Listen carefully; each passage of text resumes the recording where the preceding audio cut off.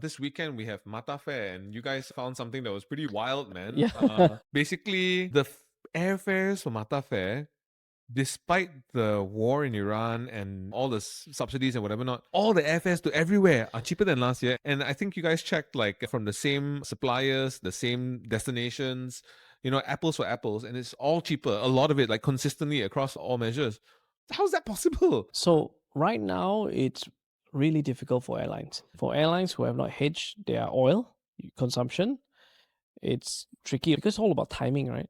So maybe explain hedging of oil. So hedging means, okay, so let's go through a process. I would buy a flight, say, this weekend, maybe fly in September or December, example. So I'm probably 9 months ahead. But what happens is that the airline collects my money first. They sit on it, they earn treasury income or whatever it is until they have to deliver my flight. What happens is that right now, oil price may be $100, but in December, I don't know what it is. So what happens is quite common airlines because they get cash up front. If I know you're going to fly in December, I've sold X amount of tickets, I already know my fuel consumption in December.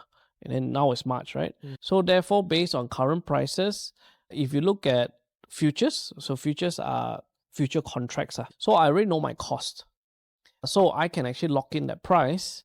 But of course, if the price goes up, great for me because then I would have locked in my profit anyway. But if it went down, then you look a bit silly. Correct. So hedging is a two-edged sword. Like it can cut you both ways. How often do airlines do that? Airlines do that quite commonly. But then why are the fares dropping then? You lock in the price, you can offer the flights at the same price. I understand that.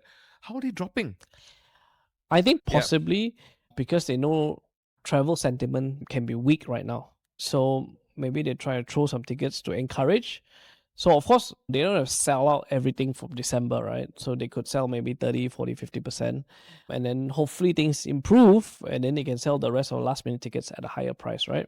So now they're hedging a different kind of hedge, asking consumers to buy now before sentiment gets worse. Could be they just want to hoard the cash because typically you notice when this kind of like COVID-19 was the best example, right? COVID was the worst time for airlines because literally they were on lockdown. So cash flow obviously was tight or non-existent. So you realize that when these kind of things happen, airlines typically don't give you the cash back. They'll give you credits instead because chances are they may have already spent the cash. Possibly. It's not an easy business, but it's all about cash, right? How much you can take up front, how long you can pay later. Hey guys, thank you so much for watching Borak Bursa. If you enjoyed what you saw, check out our full episodes in our link in bio.